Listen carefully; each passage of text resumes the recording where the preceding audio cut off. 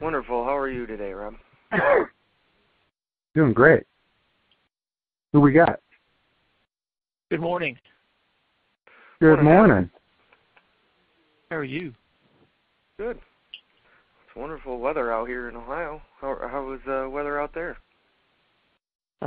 Texas, it's Beautiful. it'll be 72. It's supposed to be 70 or so. I hear the little weather coming your way. I think is California. It's going to be headed your way sometime this week.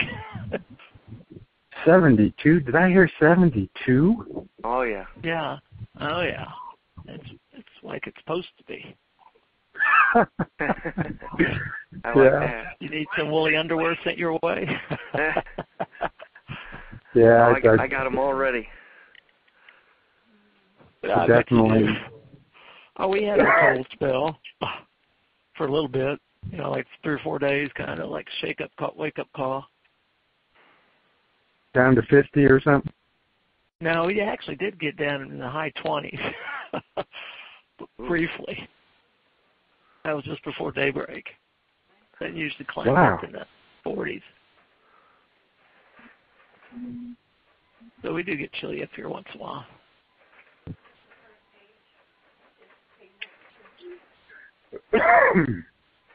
Yeah, I'm fighting a cough. Oh, you must have picked up that cold. Yeah. I know everybody coughing around here. That temperature, constant difference in temperature just blows you away. Yeah, I saw where the weekend is calling for snow, Friday and Saturday. I think we're supposed to get it. I think we have a little rain coming in, but we'll stay fairly decent, like mid-60s, upper 60s. Fantastic. Now, where are you at? Texarkana, Texas. Oh, okay. Wonderful. Well, Mike, I'm outside. I'm on a dealer visit today, but I am outside. So when you get to top of the hour, let me know and I'll get started. Okay. Morning, Mike. How you doing? Doing great. It's wonderful.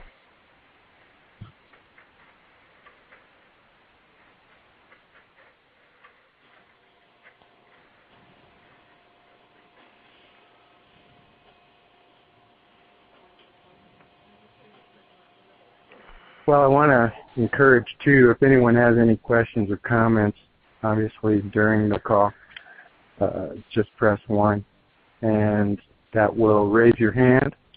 Mike will be able to see that call, and then he'll respond to the request or question or comment. Where are we at for time, Mike? It's 59, but you can go ahead and go. You can start. Yep, there's 10. All right, good morning. We'll go ahead and start the call. Again, if you want to raise your hand, push number 1, and your hand will be raised. Mike, our moderator, will see that and respond to your request. Today's conference call is on one-line repair orders, and I'll tell you, the reason that I'm let's call it, for lack of a better word, anal, on one-line repair orders is obvious. A lot of times I'll go into a dealership and I'll be looking at the hours per repair order and tech efficiencies, and all of these things revolve so much around getting this one thing right. And generally no one's looking at one-line ROs. Amazing statistic, probably less than 5%, 10% of people that I've ever seen are involved with one-line repair orders. Some of them are involved with one-line ROs. They count them. All right, and in this, they will say, yeah, we've got so many one-line ROs per 100, or we're this person's at 39% one-line ROs.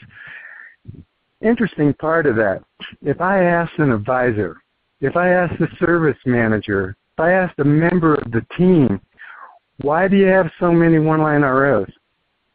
I know the answer is almost the same everywhere I go. And you want to test this, take a few moments and ask your advisor, man, I see you got a lot of one-line ROs, if you even look at that. But the advisor will say, yeah, I got a lot of one-line ROs because all I'm doing is low-mileage vehicles. And you go, oh, gosh, there's no comeback for that, right? There's no comeback for it. But today we're going to look at some realities about one-line ROs. I'm going to throw some challenges out to the group, and also look at some causes for one-line ROs. But if you go down and you actually say you have identified your one-line repair orders, now you're going to have to peel back the onion. You're going to have to dial into the cause. You're going to have to ask yourself why. And here's what you're going to find. You're going to find vehicles with 60,000 miles. You're going to find vehicles over 100,000 miles, one-line repair orders. And then that's even a wonderful thing to do, right? Dial into it. Then you have to ask yourself, what are you going to do in response to it? So if you're in service management, or you're a fixed ops director, or you're the dealer principal, there's one thing that's going to hold true. The better informed you are on the one-line repair orders, and that your advisor staff knows you're looking at them, then and only then will your dealership start to sense the result that you need on that one-line RO, on that repair order. You see, in my vision of the world, I don't care if the customer buys everything. Matter of fact, I know they're not going to. And we can hear excuses, the economy's bad, or everybody's scared, it's Christmas time, can't win out over Santa. All of these excuses. I will share this with you. Do not care if they buy or not. But by golly, they better know what that car needs. They better know what maintenance needs are. They better have been offered it, because that is our obligation, that they know what the vehicle needs are. Every time, every car. Now we're going to talk about some causes of one-line ROs that I think are operational causes. First is the rush. You got a lot of one-line ROs, have everybody show up at 8 o'clock. Have everybody standing in line and just get processed like cattle. Have no importance at all for your staff on scheduling. Have 10 waiters, 15 waiters come in at the same time, and then I promise you, a lot of one-line ROs will develop from that. The rush. Short staff. If you think an advisor can do 550 repair orders, and you're saving the dealership money to be short staff, you're wrong. That is a primary cause of the one-line RO, because he doesn't have time to do it properly. Short technician staff. You think a technician's going to look a vehicle and make recommendations if they've got 5 more waiters lined up and it's lunchtime? They don't know how they're going to get the work done. So staffing has to be looked at to reduce one-line repair orders. The rush is there. Another thing is the process. If you want to have a lot of one-line ROs, ignore a proper customer intake process. Why would you do a walk-around? Why would you look for needed maintenance? Why would you look for damage on the vehicle? So if you have weak processes on customer intake or no processes on customer intake, that will, by definition, increase your one-line ROs. Promise you it will. Another thing, the discipline. Every time, every car, the same process has to be in play. You have to have it consistent, without excuse. You have to have the staff. You have to have the process. You have to have the discipline. And I've heard it said so many times it's almost funny, it's almost humorous. I generally bust out with a big smile at the very least when I hear this. I don't have time to do a customer intake process. Tell you what, when I have the time, I will do it. But I just don't have the time all of it. Now that advisor or that staff person and I promised you would have a very serious conversation about how much time they have to do it right. What I'll do with that individual is I'll take their RO count for the month, how many hours they are there, and determine how much time they got per customer. It flat out amazes them to find out, wow, you've got 40 minutes a customer. You've got 30 minutes a customer. Some have 50. I could take a shower for every customer and have time. We don't have the time to do a customer intake process. We don't have the time to go over their maintenance needs. We don't have the time to be sure that that customer is informed and educated of the needs of that vehicle every time, every car. We don't have the time to be disciplined.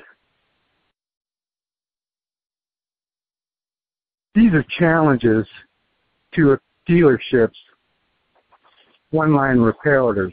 These are challenges to a dealership's results financially. And you can take these challenges and look at them. You can take these ROs, one-line ROs, and look at them. Now, if it's got 100,000 miles on that vehicle,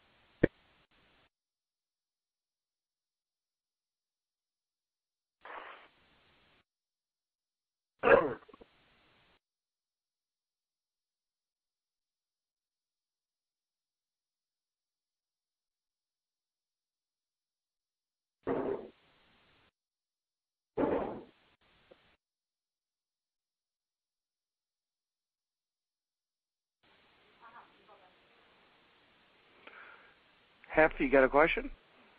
Yeah, we lost him. We lost Rob? Yeah.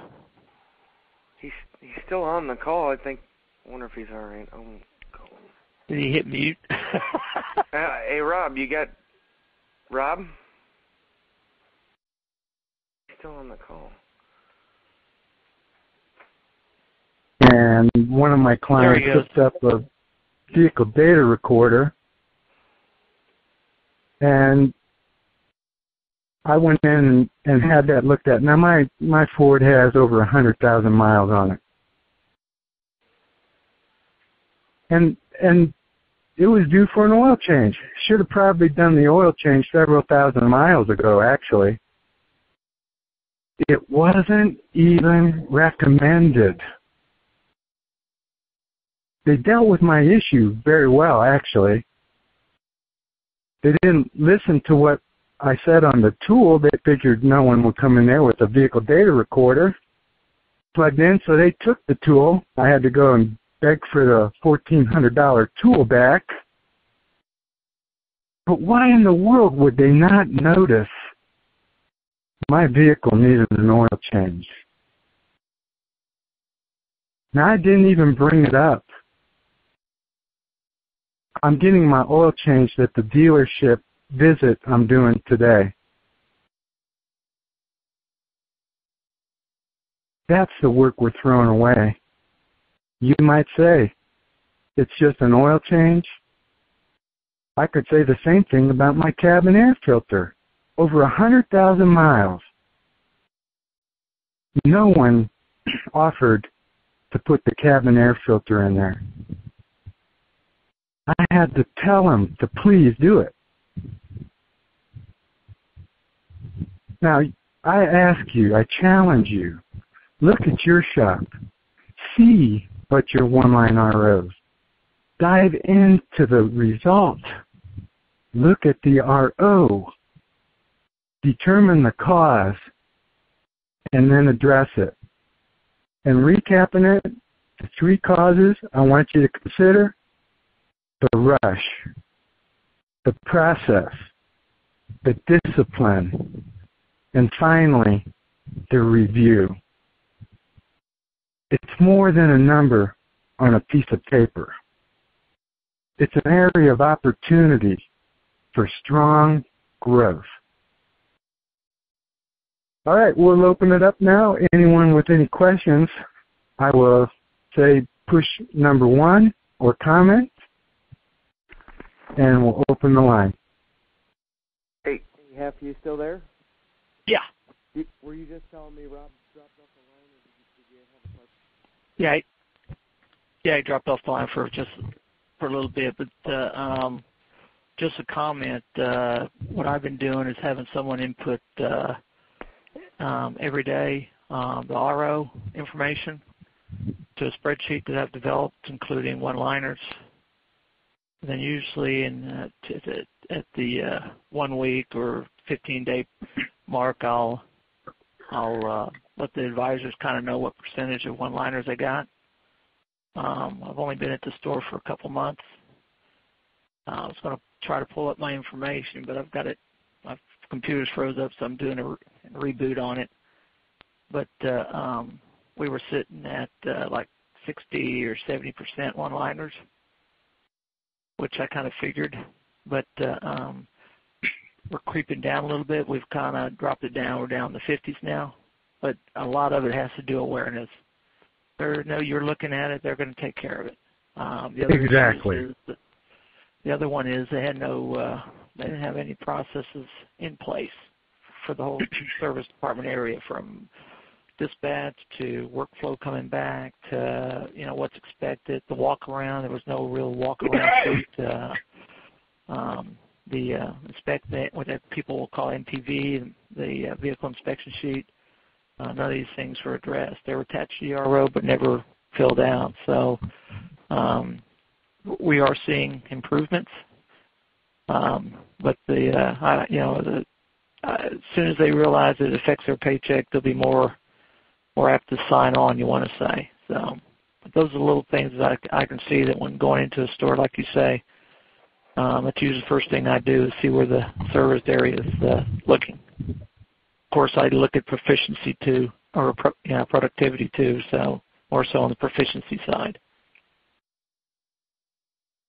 Fantastic. I'll tell you what, Mike, who this gentleman is, I would love you to send him one of our flashlights as a courtesy for those fantastic remarks. So Mike will ship you off one of our flashlights today for making those comments. Appreciate it. And my way to say thanks. Thanks for doing that. You're welcome. So Mike will email you and get an address, and if he doesn't have that, and we'll ship that off today. Thank you, sir. Thank you. Anyone else?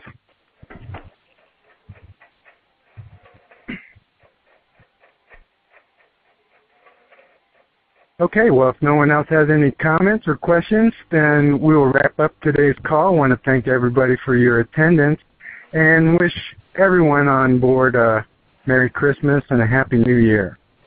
And best of luck to everyone on making 2013 the best year in your dealership's history for Fixed Ops. Merry Christmas again, and have a great day. Merry Christmas to you. Thanks. Bye-bye.